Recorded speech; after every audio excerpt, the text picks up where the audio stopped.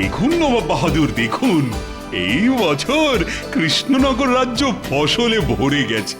যেদিকেই তাকাবেন সেদিকেই সবুজ আর সবুজ। ভেবেছিলাম এইবারও তুমি খাজনা দিতে দেরি করবে কৃষ্ণচন্দ্র, কিন্তু এখানে এসে নিজের চোখে যা দেখলাম তারপর আর মনে হয় না তুমি এইবার খাজনা দিতে দেরি করবে। নবাব বাহাদুর ভেবেছিলেন খাজনা দিতে দেরি হলে আমার রাজ্যটা আমার থেকে টুক করে কেড়ে নেবেন। ওটি তো আর হচ্ছে না নবাব বাহাদুর।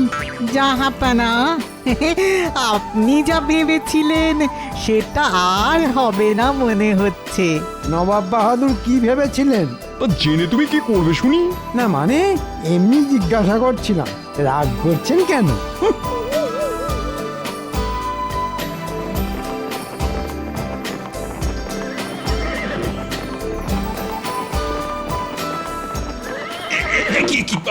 আমার ঘোড়াটা এমন চেঁচাতে শুরু করলো কেন? দাঁড়ান মহারাজ, আমি দেখছি।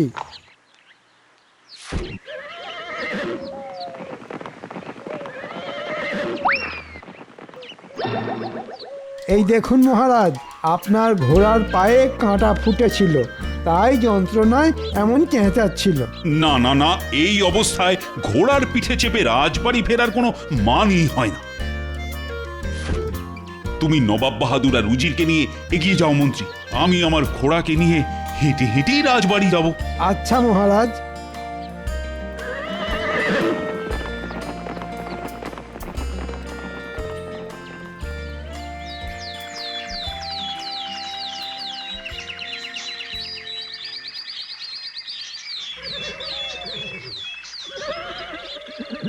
কি বুঝলে রাজবৈদ্য?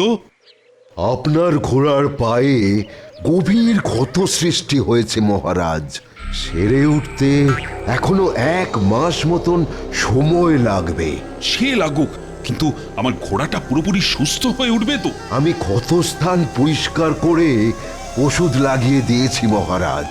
আশা করছি 1 মাস পর ঘোড়াটা আবার সেই আগের মতন ছুটতে পারবে। এই ঘোড়াটা আমার বড় পছন্দের ঘোড়া রাজবৈদ্য। ঘোড়াটা যেমন ছোটে তেমনই তার উপস্থিত বুদ্ধি। এই ঘোড়ার পিঠে চেপে আমি যে অনেক যুদ্ধে জয়লাভ করছি। সেই এই ঘোড়াটা বাদে আস্তাবলের সব ঘোড়াই বেকার, সব কটা খালি খায় আর ঘুমোয়। দৌড়ানোর বেলায় কচ্ছপের থেকেও ধীরে চলে, পুরো গোপালের মতন। হ্যাঁ, এই ঘোড়াটা বাদে আস্তাবলের সব ঘোড়াই বেকার। বাহ, বাবা বাবা বাবা বাবা, তাই নবাব বাহাদুরকে গিয়ে এই খবরটা দিয়ে আসি।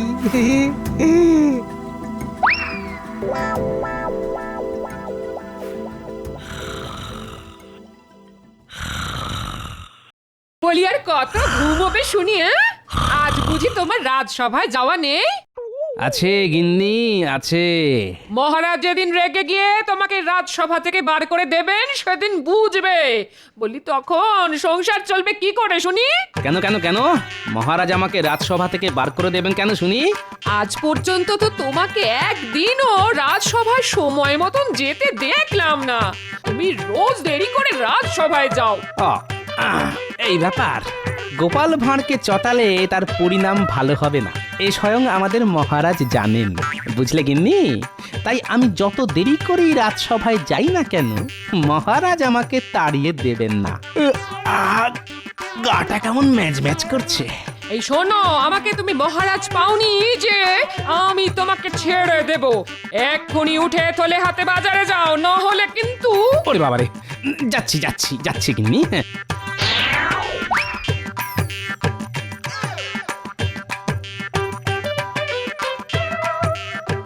জাহাপানা, একটা লাজবাব খবর আছে, শুনলে আপনার দিল একেবারে খুশ হয়ে যাবে। তাই নাকি? তাই নাকি? একটু আগে শুনে এলাম রাজা কৃষ্ণচন্দ্রের যে ঘোড়াটা পায়ে কাঁটা ফুটে আহত হয়েছে তার পুরোপুরি সেরে উঠতে এখনো মাসখানেক লাগবে। আর এই ঘোড়াটা বাদে আস্তাবলে যত ঘোড়া আছে সব নাকি বেকার, তারা সবাই কচ্ছপের থেকেও ধীরে দৌড়ায়। চাপ বাবা, তাতে আমার কি? আমি এটাই বলতে চাইছি জাহাপানা, আপনি যদি আগামী সপ্তাহে রাজা কৃষ্ণচন্দ্রের সঙ্গে ঘোড় দৌড় প্রতিযোগিতাটা করেন তাহলে আপনি অনায়াসেই রাজা কৃষ্ণচন্দ্রকে হারিয়ে দিতে পারবেন, কারণ কৃষ্ণচন্দ্রের একমাত্র জোরে দৌড়ানো ঘোড়াটা এখন পায়ে আঘাত পেয়ে বসে গেছে, আর বাকি ঘোড়াগুলো কচ্ছপের থেকেও ধীরে দৌড়ে। আমি বুঝে গেছি উজির, তুমি কি বলতে চাইছো আমি বুঝে গেছি। আজই ফিরে চলো মুর্শিদাবাদে। পরিকল্পনাটা আরো মজবুত করতে হবে যাতে কৃষ্ণচন্দ্র ফাঁক খুঁজে পালিয়ে যেতে না পারে।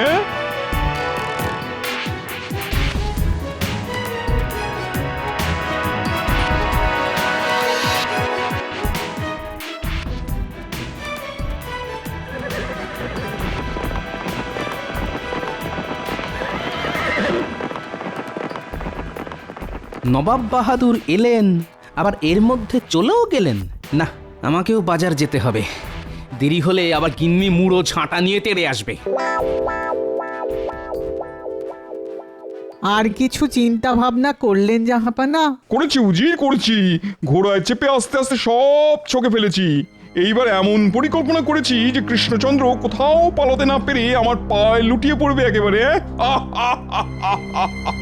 তুমি আজই কৃষ্ণনগরে দুধ পাঠাও, আর পাঠাও একজন বিশ্বস্ত লোক যে গোপনে আমাদের হয়ে কৃষ্ণনগর থেকে কাজ করবে, বুঝলে? কি কাজ করবেন জাহাপানা?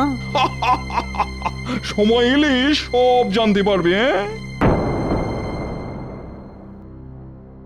সভাকবি, অনেকদিন তোমার কবিতা শোনা হয় না, তাহা নতুন কিছু লিখলে শোনাও শুনি। লিখেছি মহারাজ, ফেলে সব কাজ, দু কলম ছড়া, মিলিয়েছি ছন্দ, নয়কো মন্দ, শুনলে জেগে উঠবে মরা। বাহ বাহ বাহ, ভারী সুন্দর হয়েছে। এ আর এমন কি কবিতা মহারাজ, এমন কবিতা আমিও লিখতে পারি, আর লিখেওছি। সে কি রাজ্যোতিষী কবিতা লিখেছেন? তবে তো শুনতেই হচ্ছে রাজ্যোতিষীর লেখা কবিতা। ঠিক ঠিক, রাজ্যোতিষী, শোনাও শুনি কেমন কবিতা লিখেছো। আমি রাজ্যোতিষী, আমি পুজো করি, পুজো করতে লাগে ধূপ ধুনো ফুল, আর সরস্বতী পুজোয় লাগে কুল। এটা কবিতা না দশকর্মার দোকানের ফর্দ?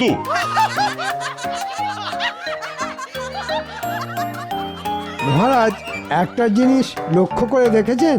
গোপাল গতকালে রাজসভায়ও ডুব মেরেছে, আর আজ এখনো পর্যন্ত গোপাল কিন্তু রাজসভায় এসে পৌঁছালো না। ঠিক ঠিক, আমি এসে গেছি। গোপাল, তুমি আজও দেরি করে এলে। আর বলবেন না মহারাজ, রোজ সময় মতন বাড়ি থেকে বেরিয়েও আমি সময় মতন রাজসভায় ঢুকতে পারি না মহারাজ। কেন গোপাল? রাস্তা রাস্তা, দিন দিন আমার বাড়ি থেকে রাজসভায় আসার রাস্তাটা বেড়েই চলেছে, বেড়েই চলেছে, বেড়েই চলেছে। রাস্তা কি করে বাড়তে পারে শুনি? তুমি দিন দিন অলস হয়ে যাচ্ছ, তোমার নড়তে চড়তে সময় লাগে, তাই তোমার মনে হচ্ছে রাস্তাটা বেড়ে যাচ্ছে। ঠিক ঠিক, মন্ত্রী একদম ঠিক বলেছে। এত অলস হয়ে যেও না তো গোপাল, আমাকে দেখো আমি কেমন চনমনে। দুঃখিত মহারাজ, ক্ষমা করবেন, গোপাল আপনার মতন চনমনে হতে পারবে না। গোপাল ভাঁড় অলসই ভালো, আর আমি যতই অলস হই না কেন আমার বুদ্ধি কিন্তু এখানে উপস্থিত সবার বুদ্ধির চেয়ে অনেক অনেক চনমনে। আমার বুদ্ধি একেবারে বিদ্যুতের বেগে দৌড়োয়। মহারাজের জয় হোক। নবাব বাহাদুর আপনার জন্য এই চিঠিটা পাঠিয়েছেন। হ্যাঁ, নবাব বাহাদুরের চিঠি? মন্ত্রী, পড়ে শোনাও শুনি।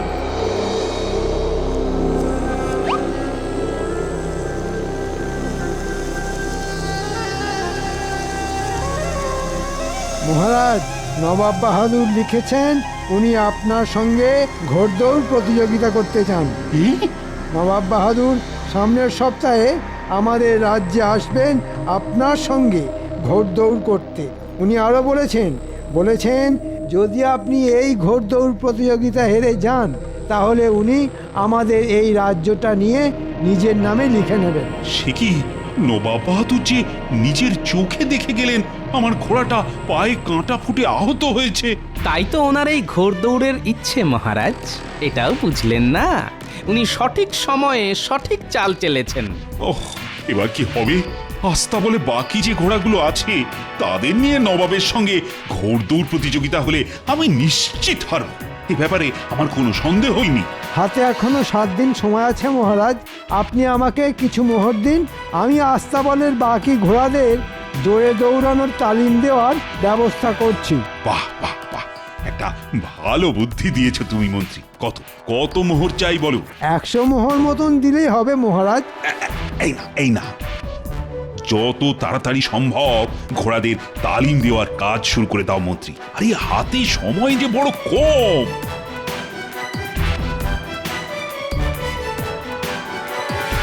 মহারাজকে বলে 100 মোহর তো পাওয়া গেল, এবার সস্তায় একটা ঘোড়াদের তালিম দেওয়ার লোক পেলেই হয়। তাকে কিছু মোহর দিয়ে বাকিটা টুক করে ট্যাঁকে গুঁজে নেব। নমস্কার মন্ত্রী মশাই। কে তুমি? আমি গরিব মানুষ মন্ত্রী মশাই, ঘোড়াদের তালিম দিয়ে পেট চালাই। যদি আপনার কোনো কাজে লাগতে পারি তাহলে দয়া করে বলবেন। কি বললে? তুমি কি করো? আঙ্কে ঘোড়াদের তালিম দিই, আর ওই বাচ্চা থেকে ধাড়ি সব ঘোড়াদের একেবারে বাঘের বাচ্চা বানিয়ে দেব। যেমন ছুটবে তেমন যুদ্ধ লড়তে পারবে। ব্যাস ব্যাস ব্যাস, এই ধরো তোমার পারিশ্রমিক। কাল থেকে রাজবাড়ি চলে এসো, মহারাজের ঘোড়াগুলোকে আচ্ছা করে তালিম দিতে হবে। ধন্যবাদ মন্ত্রী মশাই, কিন্তু মাত্র 1 মোহর। এর বেশি দিতে পারবো না, তাতে কাজ করতে হলে করো, না হলে না না না, রাজি রাজি, আমি রাজি। কাল সকাল সকাল আমি রাজবাড়ি পৌঁছে যাব। বাহ, এই যে মেঘ না চাইতেই জল। আমি খোঁজার আগেই ঘোড়াদের তালিম দেওয়ার লোক আমাকে খুঁজে বার করে ফেললো। মাত্র 1 মোহরেই কাজ মিটে গেল। এবার বাকিটা ঢুকবে আমার ট্যাঁকে।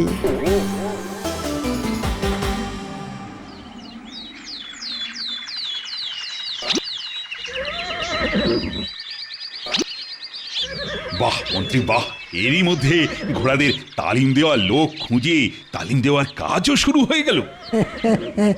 দেখেছেন মহারাজ, আমি সব সময় অকাজ করি না, মাঝে মাঝে কাজের কাজও করি। তাই তো দেখছি মন্ত্রী।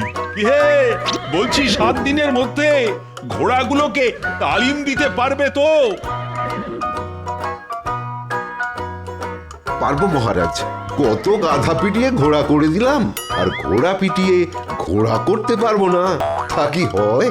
ঘোড়া নয়, একেবারে চিতাবাঘ বানিয়ে দাও। আগে চলি।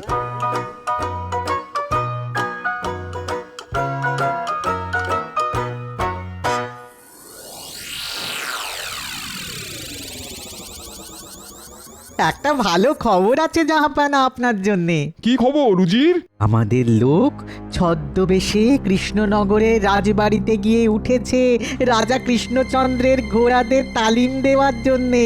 সাবাস, এবার সময় বুঝে বাকি কাজটাও তাকে সেরে ফেলতে বলো। আর 6 দিন পরে যে ঘোড়দৌড় প্রতিযোগিতা। বলছি জাহাপানা। কৃষ্ণচন্দ্র, এবার তুমি পালিয়ে কোথায় যাও শুধু আমি দেখবো।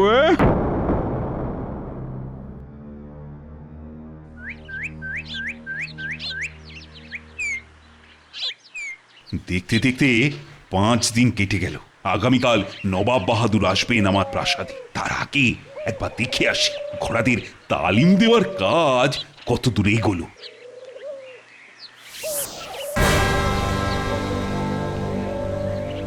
কি আমার আস্তাবলের বাকি ঘোড়াগুলো গেল কোথায়?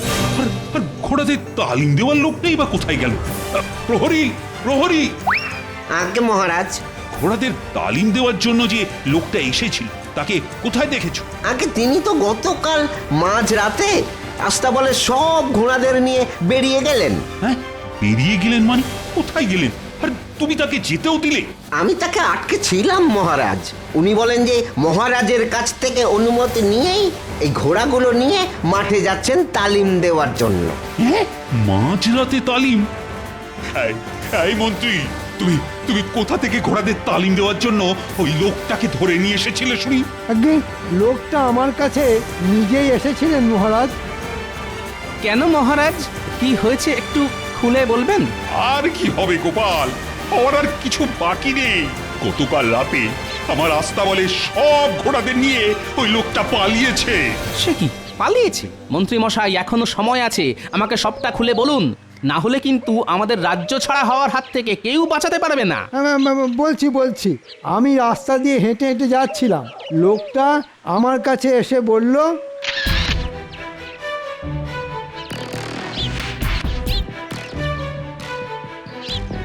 আমি অমনি তাকে ধরে নিয়ে এলাম। লোকটা নিজে এসেই বলল? তার মানে লোকটা জানতো আপনি এমন কাউকে খুঁজছেন যে মহারাজের ঘোড়াদের তালিম দেওয়ার কাজ করবে। বুঝতে পেরেছি, এবার সবটা আমার কাছে একেবারে জলের মতন পরিষ্কার। কি বুঝতে পেরেছো বলো তো গোপাল? এটাও আমাদের নবাব বাহাদুরের চাল মহারাজ। আর ওই লোকটা আর কেউ নয়, স্বয়ং নবাব বাহাদুরের লোক। তার মানে নবাব বাহাদুর লোক পাঠিয়ে আস্তাবলে সব ঘোড়া চুরি করেছেন? সব ঘোড়া নয় রাজপণ্ডিত, এখনো আস্তাবলে একটা ঘোড়া আছে, ওই দেখুন।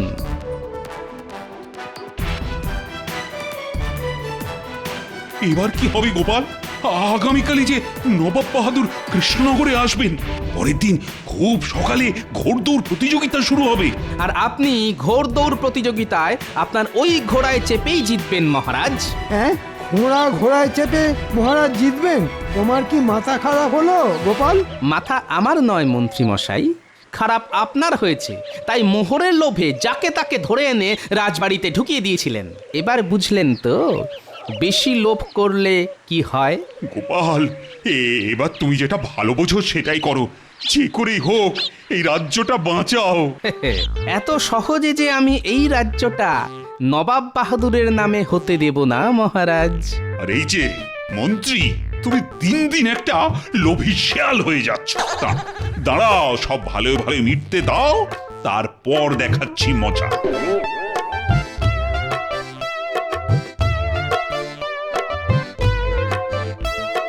ও গোপাল দাদু, কোথায় যাচ্ছ? মাঠে যাচ্ছি রে, তোরাও চল আমার সঙ্গে, কাজ আছে। কি কাজ গোপাল দাদু?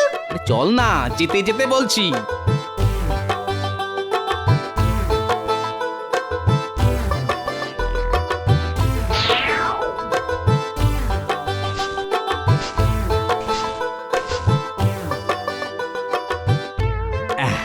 অনেক হয়েছে, এতে কাজ মিটে যাবে। এবার কি করতে হবে গোপাল দাদু? আজ আর কিচ্ছু করতে হবে না, বাকি কাজ কালকে হবে।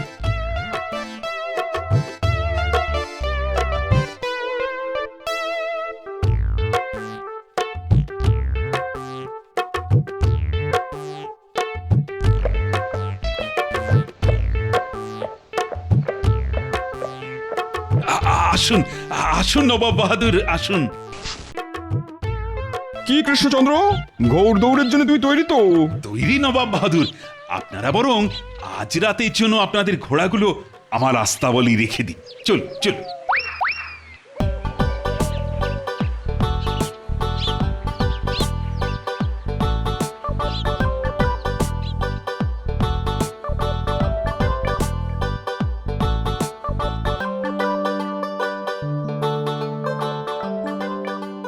এ কি কৃষ্ণচন্দ্র, তোমার আস্তাবল যে ফাঁকা, শুধু ওই ঘোড়াটাকে দেখতে পাচ্ছি, বাকি ঘোড়াগুলো গেল কোথায়? চুরি হয়ে গেছে নবাব বাহাদুর।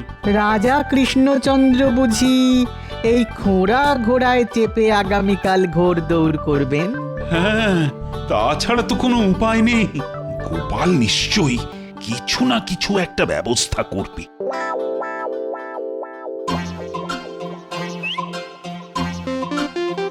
এগুলো নিয়ে আমরা কোথায় যাচ্ছি গো গোপাল দাদু? রাজবাড়ির আস্তাবলে। আমরা বুঝি এই ঘোড়াকে ঘাস খাওয়াতে যাচ্ছি? বল, ঘোড়া ডিঙিয়ে ঘাস খাওয়াতে যাচ্ছি।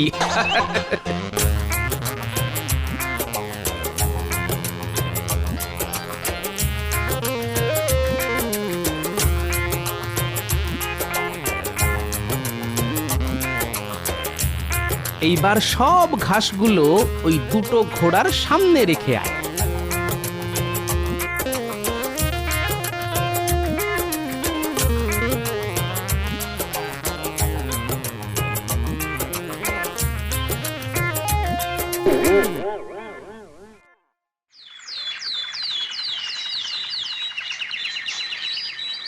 কি কৃষ্ণচন্দ্র, তৈরি তো? হ্যাঁ, তৈরি তৈরি। আয় আয় আয় আয় আয় বলছি আয়। কি হলো উজির?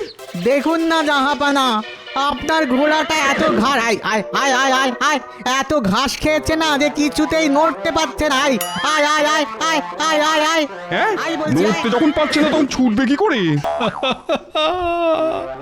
বুঝেছি, এই সব গোপালের কাজ। নবাব বাহাদুর, এবার তাহলে ঘোড়দৌড় শুরু করা যাক।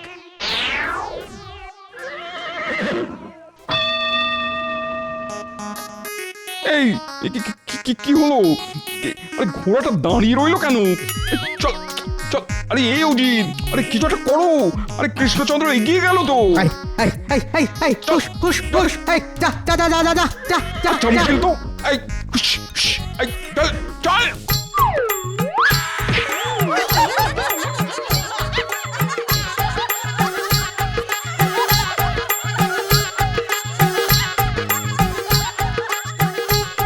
সবাই হাততালি দাও, আমাদের মহারাজ জিতে গেছেন। কৃষ্ণচন্দ্র জিতে গেল? সে কি? ছি ছি ছি ছি, নবাব বাহাদুরের সুস্থ সবল ঘোড়া আমাদের মহারাজের খোঁড়া ঘোড়ার সঙ্গে পাল্লা দিতে পারলো না। এই লজ্জা রাখি কোথায়? সত্যি সত্যি লজ্জার কথা। আমি আমি এখানে আর এক মুহূর্ত থাকবো না।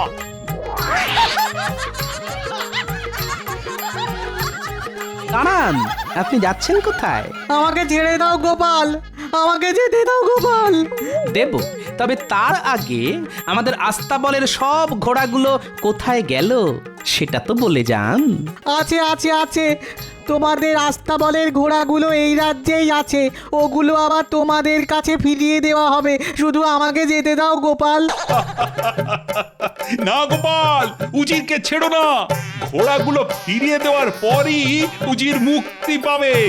নবাব বাহাদুর বাঁচান। নবাব বাহাদুর, লজ্জার চোটে উনি এমন ছুট লাগিয়েছেন যে এতক্ষণে হয়তো মুর্শিদাবাদে পৌঁছে গেছেন। এবার আমিও পালাই। মহারাজ বলেছিলেন সব ভালোই ভালোই মিটে গেলে আমার খবর আছে। মন্ত্রী,